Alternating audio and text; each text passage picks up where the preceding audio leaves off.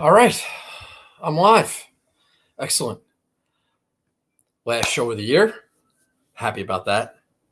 It's been a long year. It's been a good year. We'll talk about that later. But I started a little early tonight. Really wanted to just get done. Because tonight is the college football preview show. Right here, the college experience. They're doing their locks episode, which is freaking great. It's my favorite. So I want to watch that. I want to take some notes. I want to compare it to some of the notes that I have. And I want to see who we're betting on this year. And I cannot wait. I can't wait for golf to be over and college football to be started. I'm really looking forward to it. I really enjoyed last year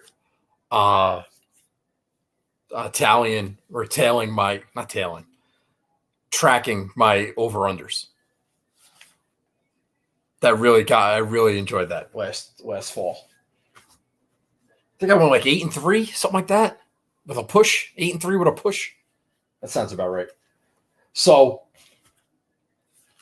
it's so dumb because I end up I watched all these games. I'm tracking everything like all season long, and then I end up winning like, $75 for like 4 months.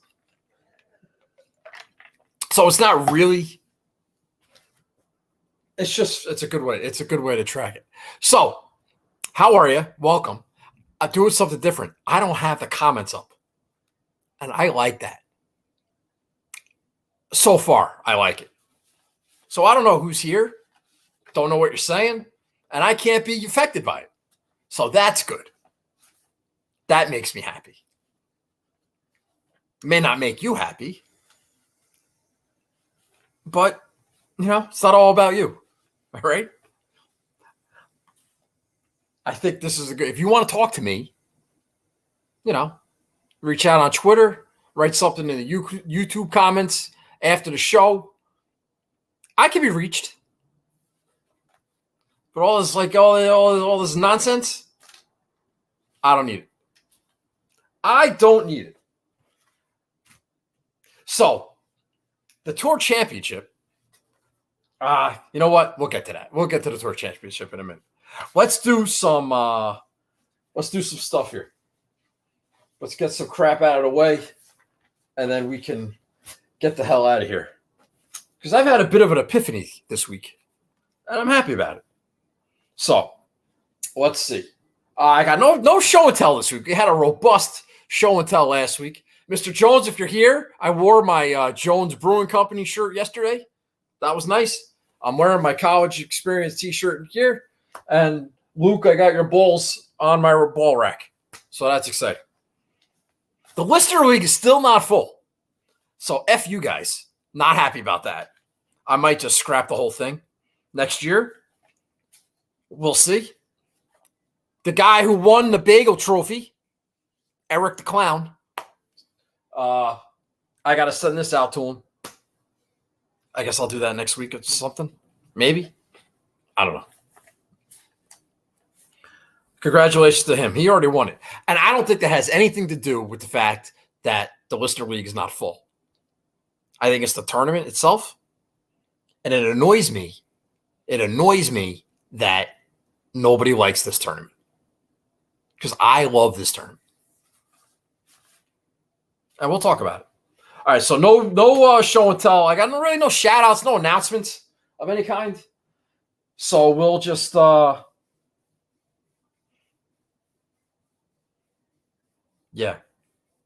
just move on. All right, let's do last week's Listener League. Our boy Ahmed won it.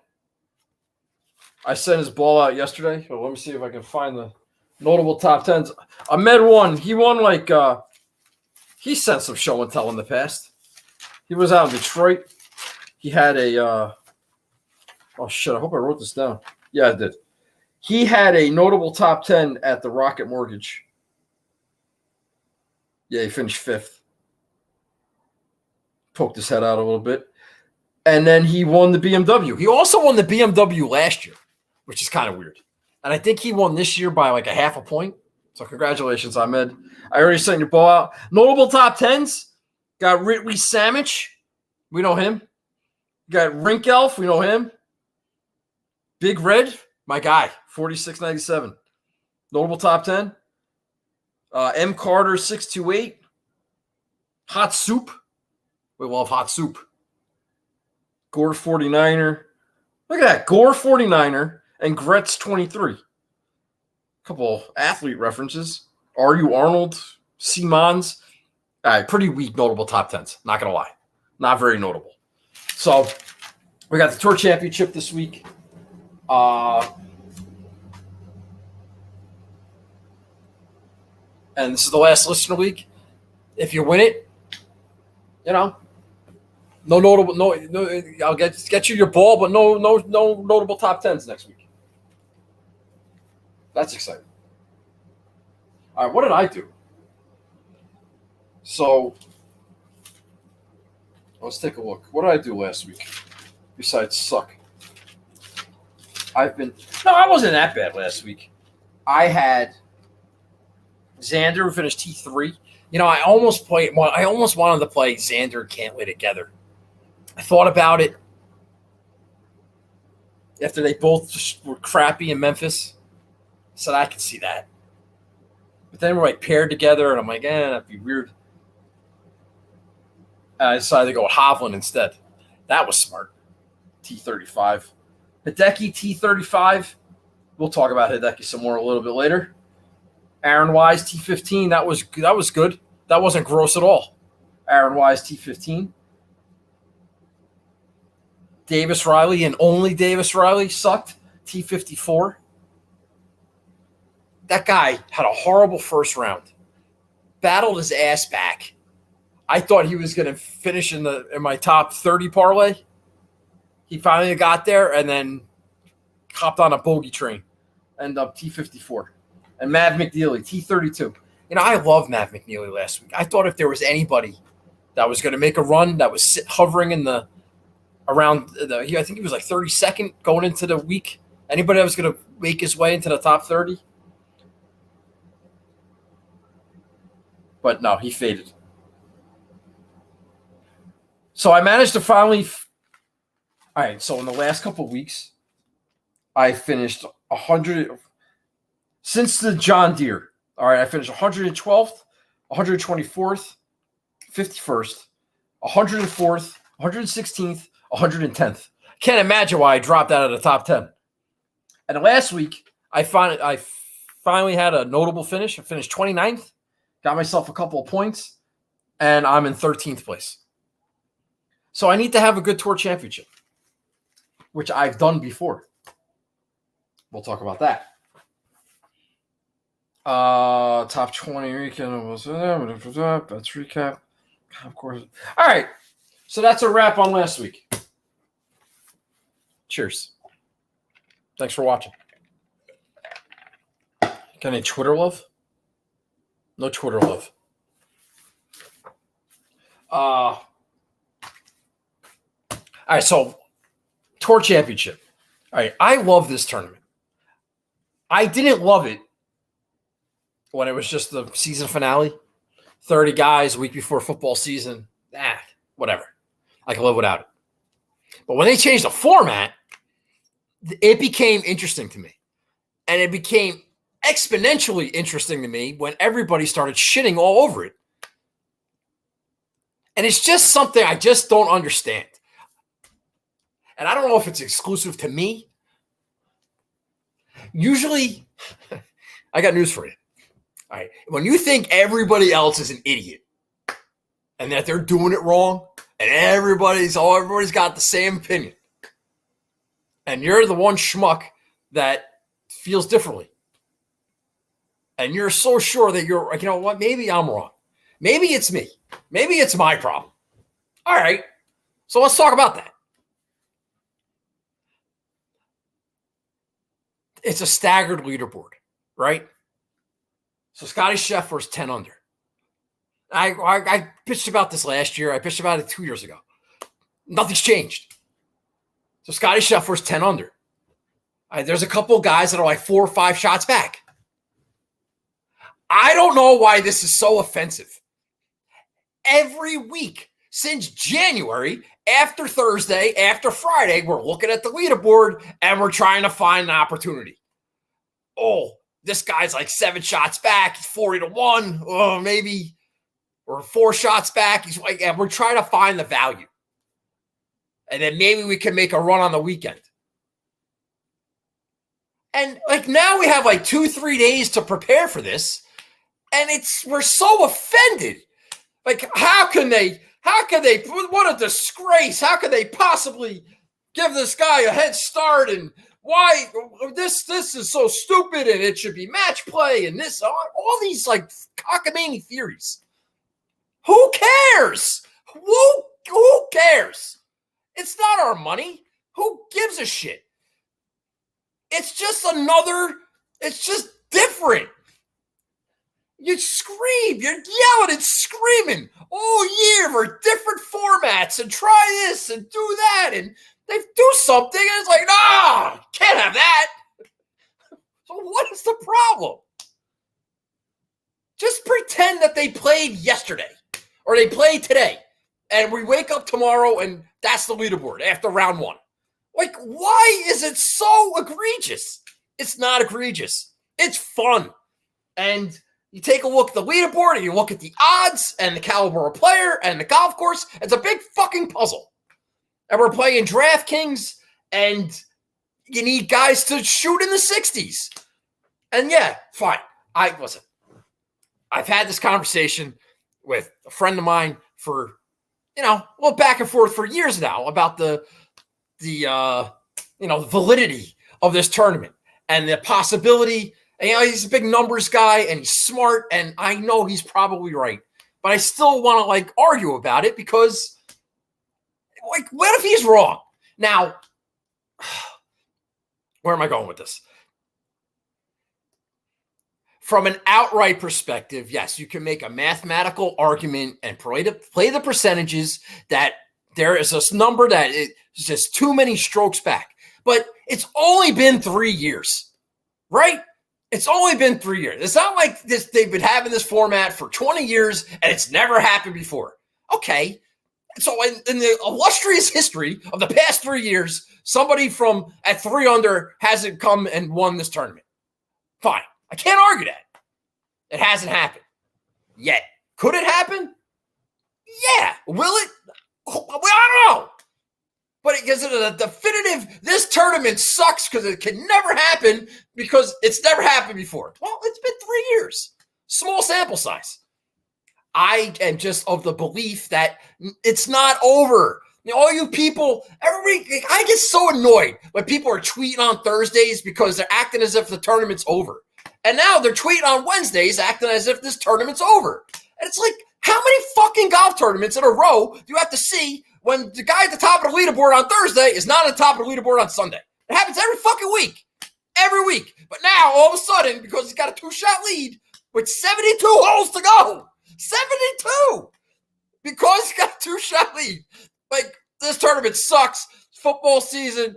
I don't understand. I don't understand. There's value to be had. You can play parlays. It's no different than every week.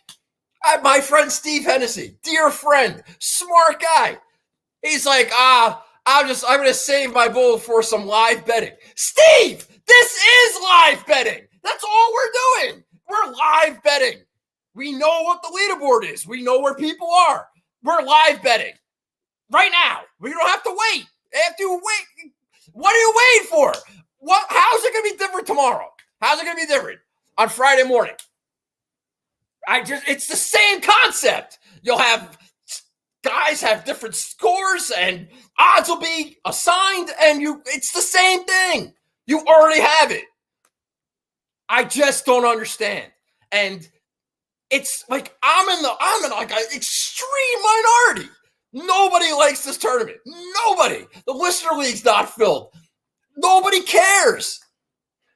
Which I understand. But it's just not that bad. It's fun. I love the match play because it gives me an opportunity to. It's a different puzzle. It's a change of pace. It's something different. And yeah, fine. Maybe picking an outright winner strategy is different than a DraftKings strategy. Fine. I will give you that. But it's still strategy. It's still numbers. It's still the golf course. It's still agronomy. It's still skill sets. There's things involved, and you guys are just such fucking haters. It's like, oh, this is good. This is good. And Scotty Scheffler deserves a head start. Guy's won 4 times this year. He deserves it. It's fine. And it's 2 shots. That can be gone in a hole. 1 shot, 2 shots, 3. So, what am I looking at this week? So, I went back, all right, in 2019, the first year of this format. Fucking killed it. I won the Gup Cup contest. I jumped from 26th up to 3rd after winning 600 points in the Tour Championship. I had Rory, who won, Xander, who finished in 2nd, Paul Casey finished 5th, Adam Scott finished 6th. That's 4 guys in the top 10. No, make a note of that. 4 guys in the top 10. Our boys over at FanDuel have a little top 10 parlay. So we can get 4. We can pick 4 guys to finish in the top 10. I've done it before. We can do it again. Gary Woodland 15th and Sungjae T19. So just from the beginning, I've just the first year that they had this format, I liked it. I like trying to figure it out, the math or whatever, and it worked out. I've said this before, but you know, you hear like Jack Nicklaus talking about it, maybe Brooksy talked about it, or Tiger, that if you hear somebody complaining like at a U.S. Open about the greens or complaining about the conditions, like they're done. They're already dead. And maybe that's like that with the Tour Championship. People all complaining about it. They're already gone. Their money's lost. They're not going to win because they don't understand. They just don't get it. They don't embrace it. They're not ready for it. So I was ready for it, and I won. All right. So that was 2019. So 2020. Here, I'm making a point here. So notice those guys: Paul Casey, Adam Scott, Gary Woodland, Sungjae. If you think about it, some of those guys have something in common. So that was 2019. 2020, COVID year. The tournament was a little goofy. I had JT T2, Morikawa 6th, Sungjae 11th, Hatton 7th. That's 3 guys in the top 10 and in 11th place. Kisner 23rd, Victor Hovland T20. Finished 37th that week. And then last year, JT 4th, Xander T5, Harris English T18, Sam Burns T18, Scheffler T22, and Sergio T14. I think I went away from one of the things I noticed about the year I had Paul Casey and Adam Scott, just iron players, skill set. That was a skill set theme. And I may have gotten away from that this year, and maybe that's why I've had such a horrendous year, paying too much attention to agronomy, maybe paying too much attention to birdies are better, putting on certain greens and worrying about the wrong things. Some of my best weeks, like Travelers, Pete Dye golf course. I'm one of those Pete Dye guys, the Paul Caseys of the world. I used to play those ball striking bastards all the time. Elite iron play. That fucking plays anywhere. Some of these guys are shitty putters, yeah. And maybe the putting condition matters. I'm not going to sit here and tell you it doesn't. Of course it does. But I just started to notice. I played a Harris English. I played a Sam Burns. Why am I playing those guys? Because they're good on Bermuda? Or I was under the perception that they were under Bermuda? I think iron play is more important than agronomy, let's say. Shout out to my agronomy guy. But I don't know, man. I'm just spitballing here. I'm trying to figure out why I've been so freaking shitty this year and what I've done differently. So maybe I need to get back to my roots. And maybe I need to get back those ball striking bastards and just, I don't know, stick to what I know. Stick to what I'm comfortable with. Give me a good iron player. You know, maybe agronomy matters. Maybe off the tee matters. Around the green game, yeah. But at the root of it all, is hitting those irons, man. Wedge it close. Fucking Purina. Where's Steve Hennessy? My guy. All right. So I think I screamed enough about that. All right, so who do we like this week? What are we looking for? Looking for iron play. We're going to take agronomy into account, of course. And, of course, we're going to take the leaderboard into account. So I read an article. Shout out to Golf Digest again. And Rick Gaiman had a piece about how playing Scotty Scheffler isn't like the smartest thing in the world from a DraftKings perspective. You know, I get that. What are the odds of Scotty Scheffler having the lowest score when he doesn't need to have the lowest score? They're not great. So the highest priced guy, you're not really getting like a return on that. So that makes sense. Scotty Scheffler's cooled off a little bit, second half of the year, let's say. I mean, we say cooled off. I mean, we just missed at the U.S. Open. That was a month ago or 2 months ago. So, yeah, in theory, Scotty Scheffler is going to be tough to catch. I get that. I have no ill will against Scotty Scheffler, but I'm trying to win at big odds. He's at 10 under, and I'm hoping that he shoots even par tomorrow or 2 under at the highest. The lead's like 12, and some of these guys can get to like 7 or 8, and then they're within 4 going into Friday. You know, reasonable. You never know. You don't know. You can assume. You can make an educated guess. You can have what the numbers give you an answer, but you don't know. Maybe he hurts his back. Maybe he WDs. Then what? That's a fucking free-for-all. Then all of a sudden you got a guy, just say, you don't know. You don't know. What if he gets COVID? What if COVID makes a comeback? You don't know. So,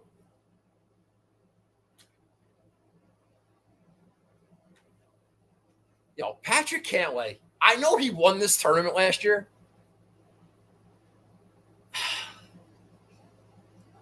That might have been a fluke. 2 years ago, the guy started at 8 under and shot 9 over par and finished 28th. Something like that. He went from 8 under to 1 over 4 days later. All right. Not the best Bermuda guy in the world. Before last year, he didn't even have like a top 20 at this event. I'm just saying. If Cantlay goes backwards or is neutral, it's not going to surprise me. So then you cross him off. If you cross Cantlay off, and you just got to catch Scotty Scheffler, all right, that's rough. The closest guy is Xander. All right. Xander's my guy, right? We got Xander on the wall here. All right. I've been a Xander proponent for 4 years. East Lake is a good venue for him. In his last 12 rounds here, he shot 11 rounds in the 60s and an even par 70. East Lake's a good spot for him. Is he too far back already? I mean, I would have liked him to be. No, he's not too far back. Because you can go out and shoot 67 and 66 tomorrow, be 9 under, and be right in the mix. Assuming what Scheffler does. I am going to play Xander. I'm not betting him outright. It's too low. We already missed it. I don't. Okay, I had this thought last week, and I didn't act on it because I never do because I'm a fucking idiot. But I was thinking to myself because I liked Xander last week, right? I said, what are the odds of Xander to win the FedEx Cup? Like I was thinking this at Memphis after he finished 50th. And I didn't even look. But you probably could have gotten him at a decent number then. Not 6-1 that he is now. And I missed it because I'm an idiot. Again. So I'm going to put on my DraftKings team. There's no reason to believe that he's not going to perform well. Oh, by the way, ownership this week don't mean shit. I'm convinced. Leave some money on the table. Nothing else matters. Everybody's going to be owned. There's no chalk this week. There's no chalk. Not in my opinion. Please survive me, pay to survive. Sure, buddy. No problem. I mean, I took a look at ownership, but then I decided, well, everybody's 20, 30%. Even low-owned guys are like, it doesn't matter. Just leave a little cheddar on the table. That'll be fine. But yeah, Xander might be one of the most popular guys. He should be. So I'm going to play. So I'm playing Xander. All right, so I'm playing okay. How do I want to do this? These three guys. Rom. The article I read, everybody faded Jon Rahm.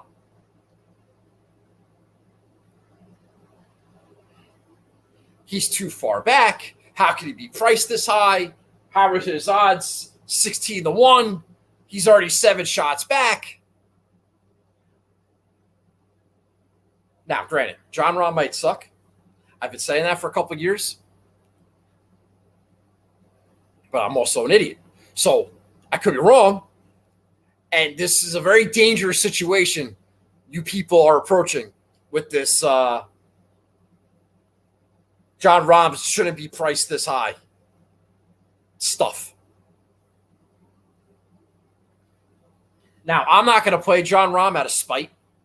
No, not out of. Normally, in this situation where I see people shitting on a guy, saying he can't win, he can't win, he can't win. What the hell are they doing? What are the books doing? What are the books doing? Yeah, because they don't know what they're doing. Whenever I see that as a consensus opinion, it's like, fuck, that's a winner. And I would play it like out of spite. Like despite my friends who were saying, shouldn't play this guy. It's like, you know what? I'm going to play him. Fuck you. That's nothing I would normally do. So, but I'm not going to play Jon Rahm this week, even though I normally would play him out of spite. Is it ridiculous that he's 3 under, 7 shots back, and he's the 4th highest guy on the board? Yes, that is an accurate statement. But does that mean that he can't go out and shoot 65 tomorrow and be 8 under going into Friday? And you don't know what's going to happen? And F my life? And Jon Rahm is like right there? Yeah, that's on the table, buddy. Then again, Jon Rahm might suck. Now, pick your own losers. Rory. Rory's making us reinventing the PGA Tour. He's got things going on with Tiger Woods. He's reinvented the tour. I just don't see it. Now he's going to go out and he's going to contend at the Tour Championship? Give me a fucking break. I don't believe it. Show me, Rory. Prove me wrong. Go out there, just create a tour, and then go win a golf tournament. Because you need the money. Give me a break. Give me a break. It's a fucking exhibition for Rory. Prove me wrong. Cam Smith, injured? Not injured? Going to live? Not going to play him out of spite? Like, I'm not playing him because I don't want to. I don't want him to win this tournament. I don't want him to perform well. So, F that guy. See you, Cam. Not going to miss you. Sam Burns. I was so high on Sam Burns in Memphis. Apparently, so was everybody else. And a lot of agronomy. There's an agronomy angle here with the same agronomy as Memphis. You got your zoysia, you got your Bermuda. So, I had Rory when he won, when he started at 5 under, 5 shots back, and I'm going to play Sam Burns at 5 under, 5 shots back. His ownership, which, again, ownership don't matter, but it's low, which doesn't make sense because people want to play Justin Thomas. So, all right, play Justin Thomas. I'm going to play Sam Burns and hope for the best. So, Xander Burns at the top. Don't play Finau on Bermuda. That was an outlier a couple weeks ago. Congratulations if you had him. That was a dumb bet, and I will die on that hill. Justin Thomas, is he hurt? Is he better? Now, earlier this week, he's 7 shots back, right? With 72 holes to go. He was 7 shots back with 18 holes to go at the PGA Championship. However, and he's been good here. However, the year that he started at 10 under par was his worst finish, which was 9th. So let's not get out of hand with Justin Thomas. The guy's finishing in the top 10 every year. He likes it here. I get that. Is he hurt? Is he not hurt? Is he recovered because he finished 12th or 13th in Memphis? What is going on with JT? I would like to know. Is he helping Rory create a tour? Does he need the money? What's the motivation? I'm just saying. There are some question marks. Question marks. That's JT. Sung J M thought about Sanjay. Thought about it long and hard. Did not make the list. He may make the top 10 parlay. He's been hit or miss here. And we're going to talk about the agronomy angle. You know, when we talked about Memphis, we talked about Honda.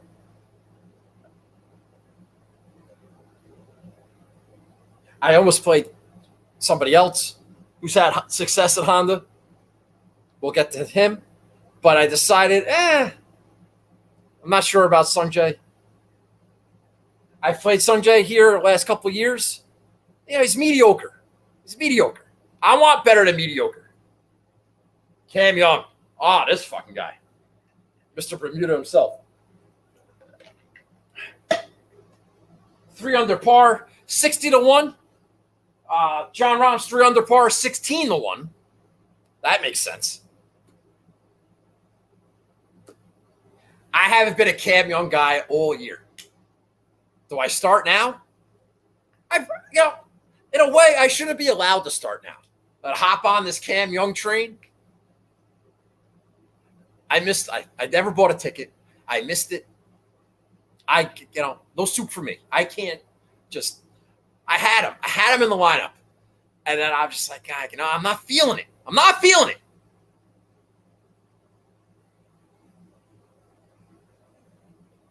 So that's everybody above 9,000. In the 8s, you got 5 guys there. I talked about Paul Casey and Adam Scott and those classic iron players who can't make any putts or whatever, but they're just such supreme ball strikers. I got to get back to my roots. I played Hideki last week. And let's see. I have some notes here. I haven't even fucking talked about it. I played Hideki last week. He finished 35th. He was okay. It was his first tournament in a month. He was hanging around, even par, 3 under, even par. Like, he was fine. And then on Sunday, he made a 9, made a quad on a par 5, and then was shooting 74 and finished 35th. So without that quad, I mean, he's probably in the top 20. First tournament back in a while. Well rested. Before they changed the format at East Lake, he finished fourth and fifth here. After they changed the format, first year he finished 28th. It wasn't great. But then a T15 and a T9. I think I have that right. The 28th might have been last year. But so 2 out of 3 years since they changed the format. T15, T9. All right. I'll take that. He's starting at 2 under. But if you think about it, he's fucking 2 shots out of the top 5. That's the way I see it. 2 shots out of the top 5. He's 2 under par. 2 shots out of the top 5. Can make that up in a couple of holes. You birdie both par 5s, all of a sudden you're in the top 5. It's not a big ask. Guy's 130 to 1. Probably not going to win. But he could shoot 10 under for the tournament. 8 under for the tournament, finish like 10, 12 under. That's good for a top 10. Sign me up. Hideki Matsuyama, top 5. I like it. Victor Hovland might stink. We talked about that last week. They got Corey Connors sitting there. Yeah, I'm sitting here talking about these ball strikers, right? I mean, what's Corey Connors if Corey Connors isn't a ball striker? The guy's a ball striker. But I am not going down that road. Playing Hideki instead. We talked about ownership. Let me see if I can have that popped up here. Yeah. Corey Connors, 23%. Hideki, 13%. You know what? Give me Hideki. Give me Hideki over Corey Connors. Oh, one of the agronomy angles. I guess, should I spill the beans on this? One of the agronomy angles I had was, these Zoysia fairways, right? I know they're Bermuda greens, so the greens are different. But these Zoysia fairways, they're very, very relevant in like Asia, Japan, South Korea. So some of these Asian guys might be really good on hitting the ball out of these fairways. It's just a matter of can they make putts on Bermuda. Well, Hideki's played well here before, so he's fine. Xander plays well in Asia, as you know, and here, so no problem fairway wise with him. Who else do we have? Sam Burns. Well, same as TPC Southwind, where he finished second, lost in the playoff. So we have that going for us, which is nice. So, got some agronomy angle. Hideki. No, he stinks. He stinks. All right, we're not doing that. All right. So I went on this little thing before John Rahm, right? How he's too far back. He sucks. He's priced too high. There's no way. It's impossible. He hasn't had a great year. Blah, blah, blah. And I thought about it. Like, you know what? Maybe I should play Rahm. Just because. Just to dig my heels in a little bit further. That like maybe I'm right about this. And that is not impossible for somebody to come from behind and win a golf tournament like they do every fucking week, except for at the Tour Championship. But then I realized Colin Morikawa is $3,000 less than John Rahm. He's 4 times the odds. He's 2 shots back of Rahm. He's 2 shots back of Rahm. Colin Morikawa's 1 under. John Rahm's 3 under. And they're like miles apart. These are 2 top 10 players in the world that have had shitty years and maybe want to finish strong. John Rahm's got problems with his putting. Colin Morikawa's got problems with his putting. Rahm might be a little bit better off the tee. Colin might be a little bit better with his irons. There's similarities there. These guys are 1 and 2 in the world at the beginning of the year. and one is $3,000 less than the other. Colin Morikawa is 80 to 1. Now, he's probably not going to win. It would take a Scheffler over par. No. Probably. You need Scheffler to, like, collapse. Or just be, like, mediocre at best. Like Colin to go ham, like back-to-back 65s, ham. And then maybe. But just for shits and giggles, yeah, 80 to 1, Colin Morikawa, yeah. Go out and shoot 64 tomorrow, Colin, and let's see what happens. Guy's been hitting the wall a little bit better. You know it, and I know it. Ball striking bastard. Iron players. I can see it. I can see Colin making a run. I don't know if he can actually win, but he can make a run. And at $7,900, fucking make a run, baby. So you can play Scott Stallings if you want. You can play Seb Straka.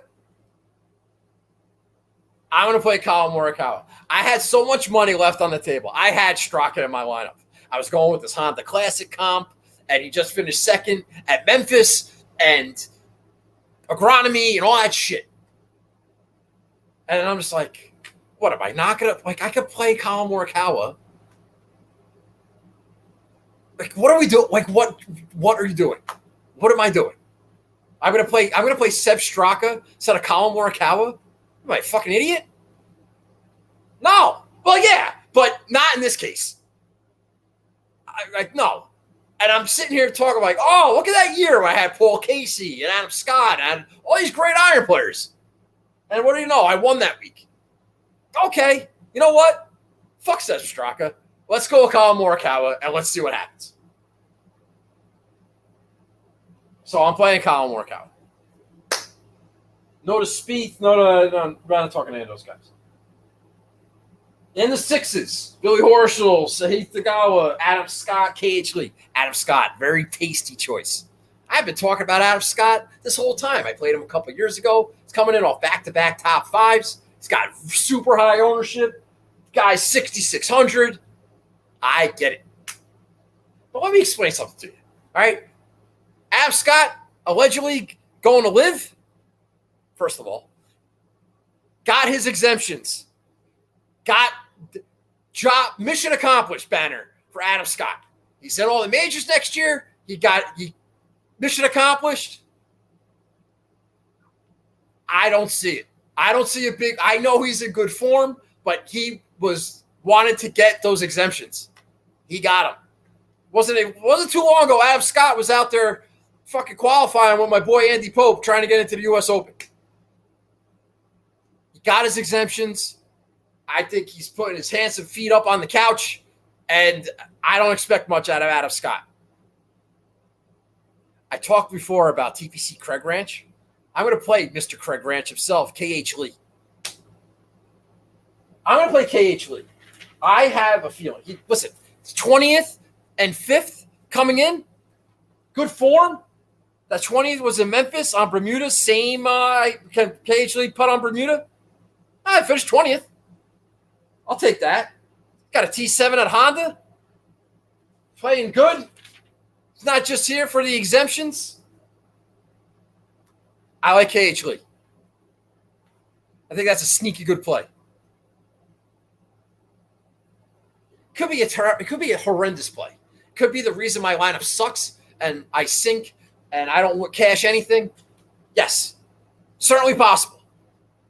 Or he can finish in the top 15, in the top half, make a run, shoot 8 under par, and maybe he does something. That's what I'm hoping for. He's got to beat Adam Scott, really. And then the bottom, I got one guy left. You got Aaron Wise, very, very popular play. I played Aaron Wise last week. I was told Aaron Wise sucks. He finished 15th. But I'm going to zig here. Might be a little squeamish. Might be very squeamish. play JT Poston. Yeah, old Carolina guy. Carolina's close to Atlanta. Bermuda guy, JT Poston, puts well in Bermuda. He just finished 20th in Memphis, same as KH Lee. He's won at the Wyndham, which was a Donald Ross design. Same designer here, I think. Could be totally making that up. Pretty sure I'm not. So I got that Wyndham Donald Ross comp. I got that Bermuda guy. And listen, one of the things I've always drove me crazy about JT Poston, so inconsistent.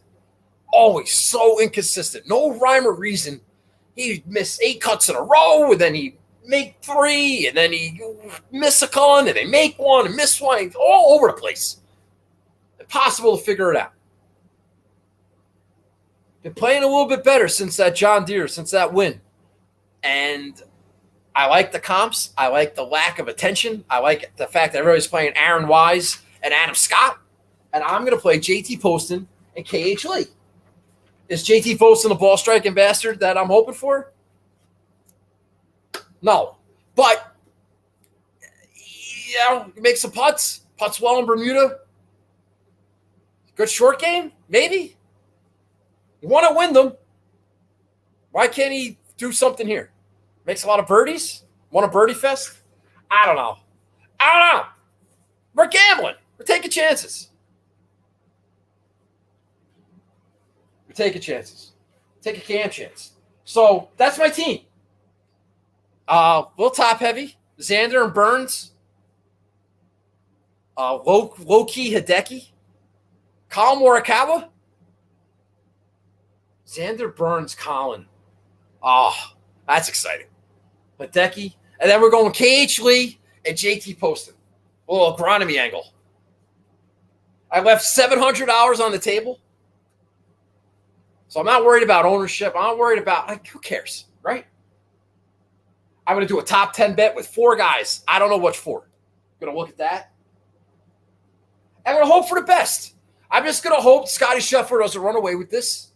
He hasn't been great lately. The golf course can play tough. That lead shrinks all of a sudden. You're in a golf tournament. I just don't think it's over. I know everybody thinks it's over. I don't think it's over. It hasn't even started. You guys are the same people that are tweeting on Thursdays telling me how this golf tournament's over. And you're fucking wrong every week. Every week. And yet you continue to do it. Oh, look at this guy. I can't believe I didn't bet this guy. Lastly, Keegan Bradley. Where the fuck did he finish? He's not even playing in this tournament. Is he? Wait, I didn't look. I just say that. First round leader. Yeah. He's not even playing in this tournament. So don't tweet on Thursday. You shouldn't even tweet on Friday. Saturday's debatable. Well, doesn't matter. I don't have to turn Twitter on. So it's on my ass. All right, I'm gonna go. Because in 40 minutes, we're going to get the college. We're going to get the college experience, the locks episode. I think I'm going to watch that live on YouTube. Very excited. I got my list here of all my teams that I like and who we might be playing. I got some overs. I got some unders. I got some more stuff I got to add. Going to break it all down, and we'll be ready to go. Football season. All right, so let me talk about myself real fast, and then we'll get the hell out of here. Thanks for watching. I appreciate it. I like this tournament, and I hope you do too. I think it's something different. We're always complaining. We want something different. We finally got something different, and then we complain about that. So, fuck you. I don't know what's happening to me next year. I don't know what's happening in the fall. In terms of doing recordings, interviews, different shows. I was thinking about maybe doing a football thing. I don't know. I've made no definitive decisions. I had dinner with my boy CP the other night.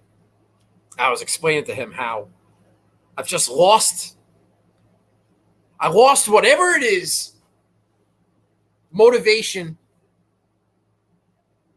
to like keep doing this. And he's like, no, you should keep doing it. And I said, well, why? Why should I keep doing it? I'm not getting any joy out of it, so why should I keep doing it? And you know what CP says to me? He says, you got to find your why. This fucking proverb over here. I got to find my why. All right, so I'm thinking about it. I've been thinking about this since fucking Thursday. I got to find my why. All right, so why? I say that I'm not getting anything out of it. You know what? That's kind of bullshit. I mean, there's been tangible products, show and tell. God, I got this t-shirt. Well, I mean, not this t-shirt, but I got t-shirts and I got golf balls. And I was at the U.S. Open this year, and I was at the Travelers this year. And there's been a lot of good stuff from doing this show. Some friendships I'm fucking having dinner with CP, who, without this show, I don't think that dinner happens. Honestly. I've made some good friends, and I've gotten a lot out of it. So I shouldn't sit here and say, I'm not getting anything out of it. That's bullshit. And shame on me. All right? So hand up on that one. I get that. When I started doing this show, it gave me so much joy. It kind of distracted me from like the misery of what my life was. And I know that's a lot.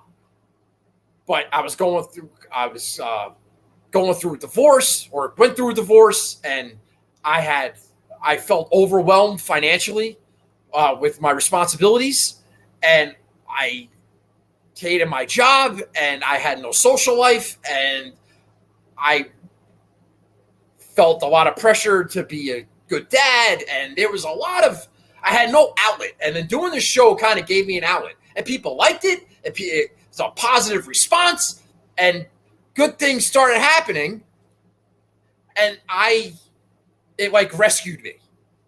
Okay, now I'm fucking rescued. My life is fucking fantastic.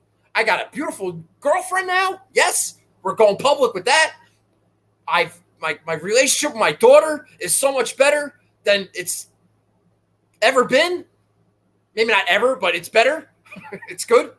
I'm happy about that. Yes, I still don't like my job, whatever. But doing the show is not rescuing me from anything. It's become like a hassle. Not a hassle. It's not a hassle. It's just become,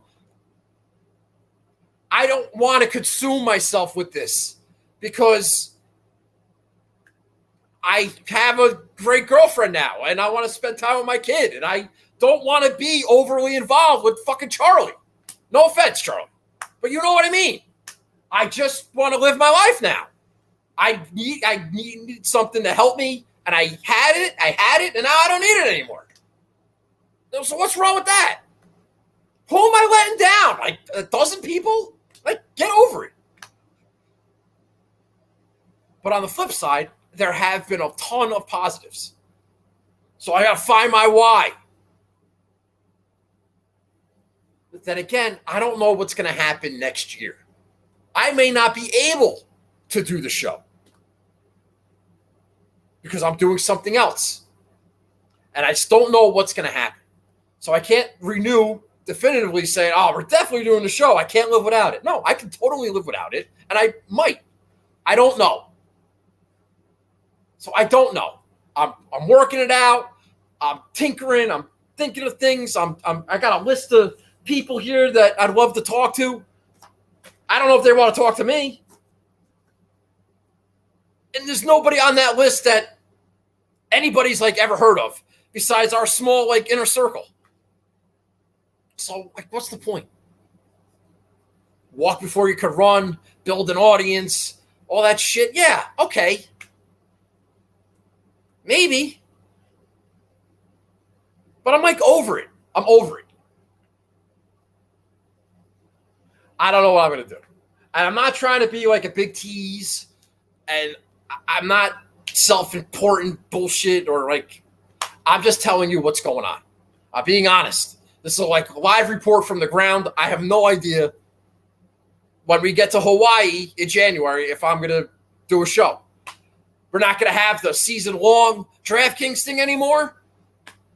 That sucks. I don't know if there's going to be another opportunity to be in a season-long DraftKings contest. Maybe. But I don't know. There's things that you had. Fucking live. And what about live golf? Fucking ruining everything in the world. And now the schedule's all fucked up. And it sucks. It just kind of sucks. So I don't know what I'm going to do. I've said that 15 times already, being redundant.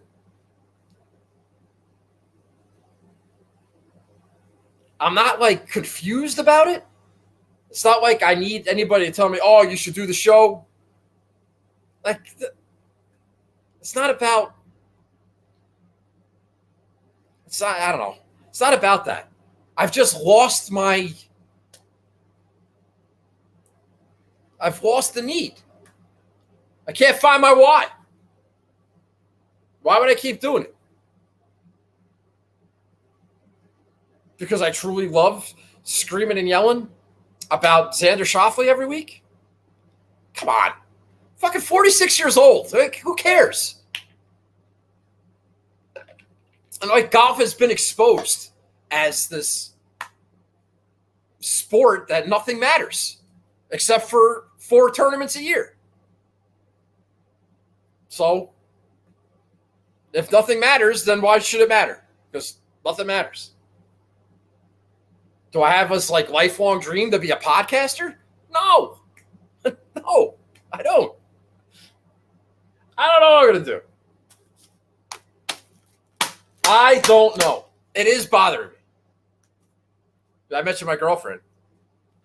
You know, I know she might be watching, which would be great. Thanks. Hi, honey. But like, I don't want to bail now because she really likes the idea that I have this like YouTube thing and wants me to, like, I need to have like a side project. Can't just be a bum, you know. She's a go-getter, and I can't be sitting here on my ass. So I got to figure something out. Can't let her down. She's a fucking keeper.